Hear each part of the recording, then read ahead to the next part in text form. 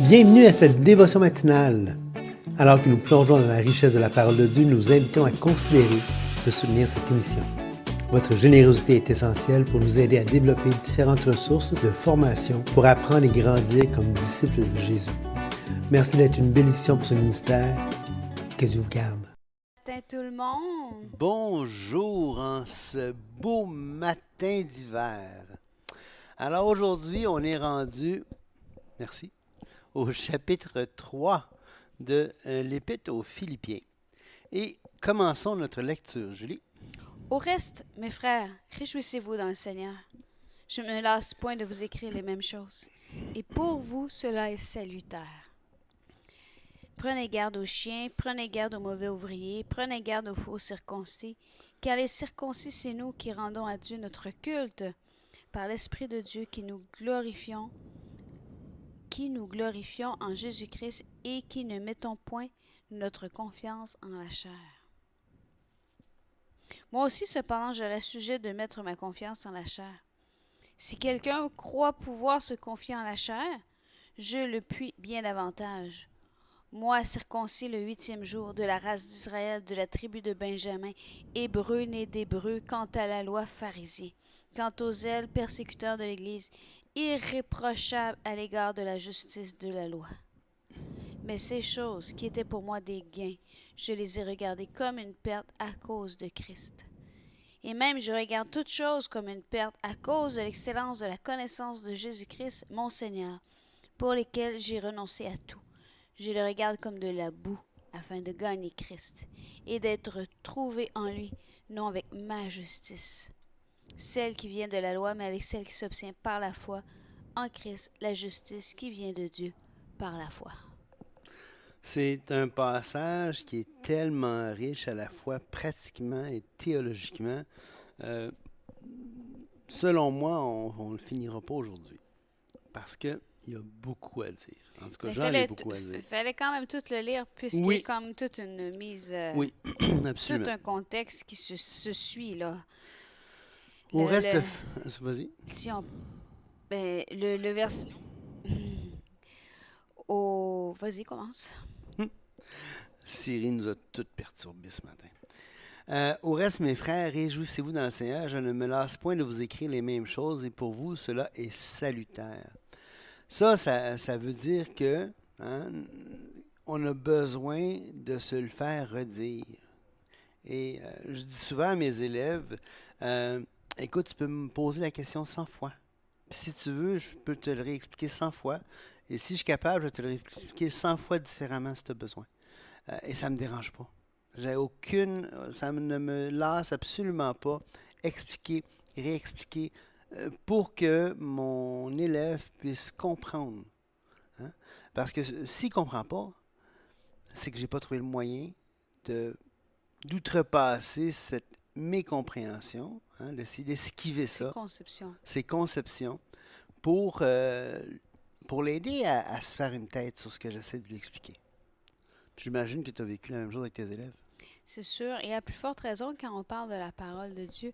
Parce que la parole de Dieu, c'est pas juste une connaissance extérieure qu'on acquiert. C'est une connaissance, bien entendu, mais c'est une connaissance qui va dans nos tripes, qui va dans notre être en entier, et qui va transformer toutes nos conceptions de la vie. Absolument. Donc, si parfois, pour régler un problème de conception, par exemple... conception bien simple en mathématiques, comment on fait la moyenne, puis pourquoi, quand on fait la moyenne, on divise par le nombre de paquets qu'on a mis ensemble.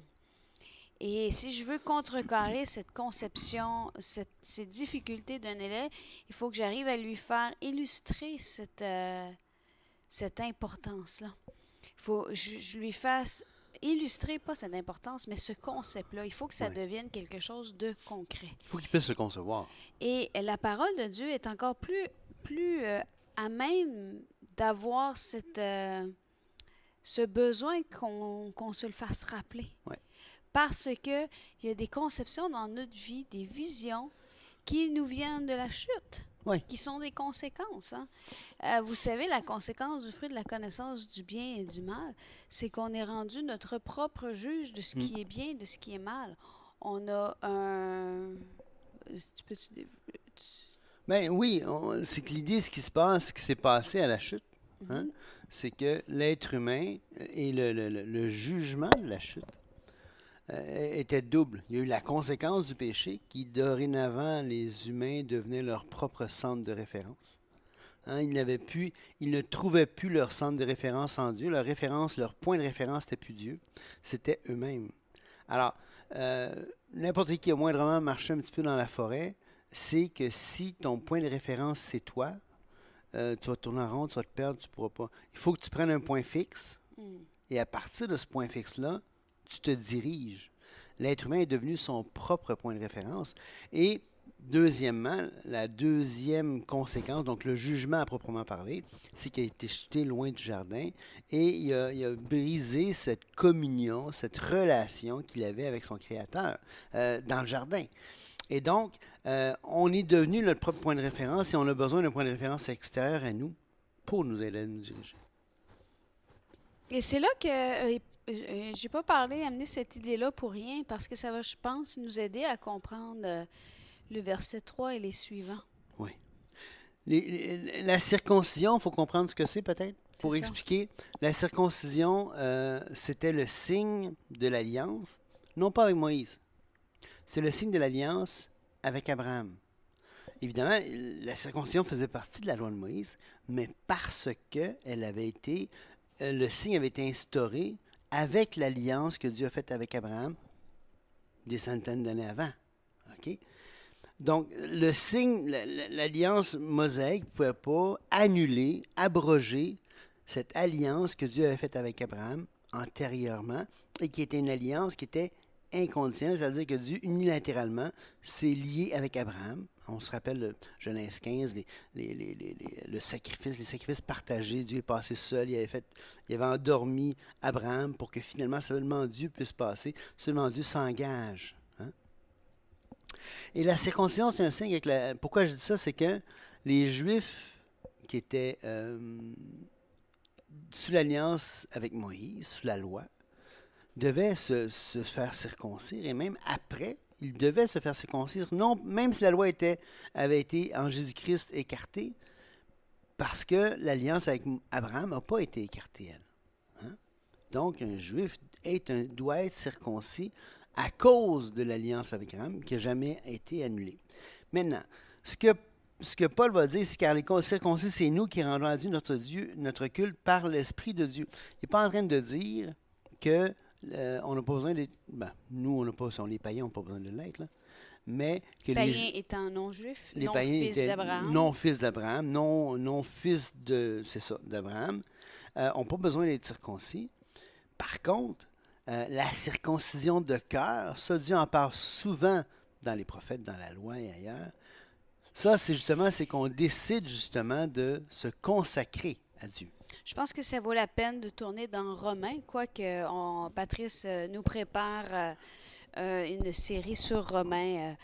Mais pour l'instant, on pourrait quand même aller lire dans Romains 2. Ça dit, le juif n'est pas celui. Bon, il y a plusieurs versets avant qui parlent de la circoncision. Euh, mais je vais juste lire le dernier, là. Mais le juif, verset 29, c'est celui qui l'est intérieurement et la circoncision, c'est celle du cœur. Selon l'esprit et non selon la lettre, la louange de ce juif ne vient pas des hommes, mais de Dieu. Donc, il est en train de dire ici que la circoncision est celle du cœur. Et si on regarde dans, je pense que c'est dans Jérémie. Je peux continuer à parler si tu veux. Et donc, la circoncision du cœur, justement, c'est c'était ça. cette idée de se... Vas-y. Dans Jérémie 4, 4, ainsi l'Éternel parle aux hommes de Juda et de Jérusalem. Défrichez-vous un champ nouveau et ne semez pas parmi les épines. Circoncisez-vous pour l'Éternel. En théorie, il aurait déjà dû l'être. Oui, Hein? étant juif, il aurait dû l'être. Mais là, il continue, circoncisez vos cœurs. Oui. Hommes de Juda et habitants de Jérusalem, de peur que ma colère n'éclate comme un feu et ne s'enflamme sans qu'on puisse s'éteindre à cause de la méchanceté de vos actions. Donc, on voit vraiment ici que même si, en tant que gentil, en tant que non-juif, on n'a pas besoin de la circoncision physique, quoique c'est correct de faire circoncire son enfant, là, on a besoin quand même de cette circoncision de cœur qui dit non, je me sépare. Parce que l'idée de la circoncision, c'était on circoncit, on coupe, on enlève le prépuce en signe de cette séparation pour Dieu. Hein? Et donc ici, les circoncis, c'est nous qui rendons à Dieu notre culte par l'Esprit de Dieu et qui nous glorifions en Jésus-Christ et qui ne mettons point notre confiance en la chair. Qu'est-ce qu'il veut dire? Et là, ça a tout un sens, là. Oui, absolument. Ben, confiance dans la chair, ça veut dire confiance dans le fait que j'ai ôté un petit bout de chair. C'est ça, c'est pas parce que j'ai une marque physique de mon appartenance à Dieu que j'appartiens à Dieu. Oui. Ce qu'il est en train de dire, c'est que nous, Paul est en train de dire aux Philippiens, on est circoncis parce que si on rend à Dieu notre culte par l'Esprit de Dieu, que nous glorifions. Et là, tout ce texte-là prend son ampleur avec l'exemple de Paul. Oui, qui est frappante, là. Qui est vraiment frappante. Parce que lui, il aurait tout ce qu'il faut pour arriver devant Dieu et selon le point de vue des chiens, des mauvais ouvriers, des faux circoncis dont Paul met en garde au verset 2, il aurait tout ce qu'il faut pour les faire taire. Oui. Parce que lui, il avait tous les prérequis et même plus. Non seulement il avait été circoncis le 8e jour, le 8e jour c'est important parce que c'est ce qui avait été demandé Oui. à Abraham, que tous les enfants soient circoncis le 8e jour. Il y a des générations que ça a été fait, des générations que ça n'a pas été fait, des générations où est-ce que Dieu est intervenu et a demandé plus tard qu'il soit circoncis. Oui. Mais lui, il dit, non, moi j'étais circoncis le 8e jour. Je fais partie d'Israël. Je fais partie de la tribu de Benjamin. Et Benjamin, c'était une tribu qui est considérée comme, comment elle décrit, elle est aimée de Dieu en plus. Hébreu, né d'Hébreu quant à la loi. Donc, il n'y a pas de doute, là. Il vient d'une lignée qu'on pourrait dire parfaite, une lignée... Importante, une belle lignée. En tout cas, il est... Ici, ses origines paternelles et ici, ses origines maternelles. Physiquement, là, il a tout ce qu'il faut pour avoir une renommée, avoir un standing, pouvoir être fier de qui il est. Il vient du peuple élu. Il a un allié circoncis le 8e jour, exactement comme la loi demandait. Et là, ça continue plus loin parce que là, il est en train de juste d'écrire son pedigree d'où est-ce qu'il est. Oui. Et là, il va dire, mais non seulement ça, je suis aussi pharisien quant à la loi. Donc, un pharisien quant à la loi, ça voulait dire quoi, un pharisien, Patrice? C'était quelqu'un qui était très strict dans l'obéissance des commandements divins. Très strict. Et il allait plus même, il s'assurait d'en faire plus pour être sûr de tout couvrir. Donc là, il dit, non seulement j'étais de naissance un juif, mais quant à la loi, j'étais pharisien, donc j'allais plus loin qu'on me demandait. Quant aux zèles, j'ai même persécuté l'Église. Écoutez bien, irréprochable à l'égard de la justice de la loi. Et ça, là... Soit que Paul dit la vérité, oui, soit qu'il ne dit pas la vérité. exactement. Et s'il dit la vérité, ça veut dire que c'est possible d'être irréprochable. Oui. À l'égard de la justice de la loi. Et n'oubliez pas, il est marqué de la justice de la loi. On en a déjà parlé. Patrice, peux-tu nous rappeler ce que ça veut dire? Oui, mais justement, ça veut dire qu'il était pas, c'est pas qu'il suivait tous les commandements parfaitement. Mais s'il péchait contre un commandement, il allait, comme il se devait, offrir les sacrifices prérequis à Dieu au temple. Il faisait tout ce qui lui incombait de faire d'après la loi. Et le mot, et n'oubliez pas, ces paroles-là sont inspirées de Dieu. Ça veut dire que c'est l'Esprit de Dieu qui inspire Paul pour écrire ça. C'est pas n'importe quoi, là. Et le mot amemtos, qui veut dire irréprochable, ça veut dire vraiment irréprochable, sans faute, personne ne peut le blâmer. Il n'y a aucun sujet de blâme possible pour Paul. Et à la justice de la loi, ça veut dire que c'était pas juste à l'apparence, comme plusieurs des pharisiens avec qui interagissait Jésus. Paul, il était irréprochable, non pas envers les commandements seulement, mais envers la justice de la loi. Et là, il va y avoir quelque chose qui va se passer au verset 7. Et quelque chose qui est très important parce qu'il va dire, mais ces choses qui étaient pour moi des gains, je les ai regardés comme une perte à cause de Christ. Oui, pourquoi? Parce que la loi, la justice de la loi, sauve pas. Et là, c'est là qu'il faut ramener l'importance du contexte et de ne pas prendre, de vraiment plonger ses regards puis dire qu'est-ce que la Bible m'enseigne, qu'est-ce qu'elle dit ici. Ici, Paul est vraiment en train de parler de ce qu'il a fait pour pouvoir accéder au salut. Il dit, j'ai regardé toute ma justice, je me suis rendu compte qu'elle était, on dit, j'ai renoncé à tout, je les ai regardés comme de la boue afin de gagner Christ. Et en fait, nos Bibles sont très aseptisées, disons, parce que de la boue, en fait, le terme exact, Patrice, si je ne me trompe pas, c'est bien... le mot, c'est scubalon, qui veut dire du fumier ou des détritus qu'on jette aux chiens. Ou c'est vraiment... il aurait pu dire c'est de la merde. En bon québécois. Là. Ouais, du rebut, des ordures, vraiment quelque chose. Quelque chose qui Mais qui dit ce que je considérais, et moi, et aux yeux des autres qui m'entouraient, comme étant... du fumier. Non, c'est pas ça que je voulais dire. Ah, excuse-moi. Ce que moi, j'ai dit, ce que les gens considéraient et que ce que je considérais comme ma propre gloire, ce qui faisait que j'avais une espèce de standing, quand j'ai rencontré Christ, je me suis rendu compte que ça valait rien. Parce que c'est le salut en Jésus-Christ seul qui sauve, qui permet. Et là, c'est beau, hein, il dit, afin de gagner Christ et d'être trouvé en lui. Non avec ma justice, celle qui vient de la loi, mais avec celle qui s'obtient par la foi, la justice qui vient de Dieu par la foi.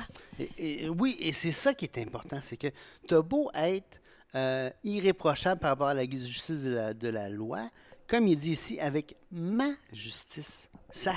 Devant Dieu, ça ne sert à rien. Le salut ne se gagne pas, ne se mérite pas. C'est la justice de Christ. Déjà avec Abraham, ce vers quoi pointait la circoncision, c'était quoi? C'est qu'Abraham crut en Dieu et cela lui fait imputer la justice. Et l'imputation de la justice précède, c'est-à-dire que la foi a précédé la circoncision. Oui, pas précède, tu as dit l'inverse. L'imputation de la justice suit la foi. La foi précède. La foi précède la circoncision. Dans le sens que la foi, la circoncision en elle-même ne sert à rien si tu n'as pas la foi. C'est une marque, c'est une démonstration. C'est une démonstration que tu appartiens. Et là, vous savez, on a toujours tendance, l'être humain, à vouloir, à facilement trouver des versets qui peuvent nous justifier. Donc ici, il y en a peut-être qui pourraient dire « Ah, mais vous voyez, on a dit que là, ici, lui, là, Paul, il était irréprochable par rapport à la loi. Puis de toute façon, il a regardé ça comme de la boue. Donc aujourd'hui, on peut marcher comme on veut. Puis dans le fond, même si je serais juste, c'est comme de la boue. » N'oubliez pas que le contexte ici, il parle d'avant son salut. Et retournons à ce qu'on avait vu. Une fois que tu as reconnu Christ comme ton sauveur, que tu as été racheté à un grand prix, le prix du Fils de Dieu qui s'est incarné dans son humanité et qui a donné son sang, il dit au verset 15, on l'a lu dans Philippiens, on l'a lu à plusieurs reprises, mais retournons dans Philippiens 2 pour rester dans le même contexte. Faites toutes choses sans murmure ni hésitation, afin que vous soyez irréprochables et purs, des enfants de Dieu irrépréhensibles au milieu d'une génération perverse et corrompue, par laquelle vous brillez comme des flambeaux dans le monde. Et là, il y a comme un ordre là, qui a été établi ici. Si tu essaies d'être pur pour te justifier aux yeux de Dieu par toi-même, c'est peine perdue. Ouais. Vous savez, j'aime bien l'image de la fameuse omelette ou du fameux gâteau que tu essaies de fabriquer. Et tu as tous les bons ingrédients. Puis là, tu arrives, puis là, tout ce qui te reste, c'est des œufs qui sont... Tu sais, des œufs, ils sentent vraiment mauvais, là. Ils sont pourris. Puis là, tu dis, ah, ben, je vais en mettre juste un, tu sais. C'est pas si grave que ça, là. Fait que mettre ton œuf, t'as gâché tout ton plat. Ça, c'est notre justice. Tu passeras pas ça à tes invités, là. En tout cas, si tu le fais, tu manques un peu de classe. C'est ce qu'on peut offrir à Dieu. Oui, exactement. Parce que notre service ne sera jamais, même si Paul était irréprochable à l'égard de la justice de la loi, il ne pouvait pas quand même atteindre le standard de Dieu de sainteté, exactement. De se séparer complètement du mal, puisque si il a atteint la justice de la loi, il a quand même dû payer les sacrifices, il il s'est séparé quand même. Oui. Donc là, il y a cette... et je vais en revenir avec le fait qu'il y a cet ordre. Ce n'est pas que les œuvres ou ce que l'on fait n'a pas d'importance. C'est que ce ne sont pas les prérequis du salut. Ils ne changent rien à notre salut. Mais tu as fait un point important, puis je vais y revenir.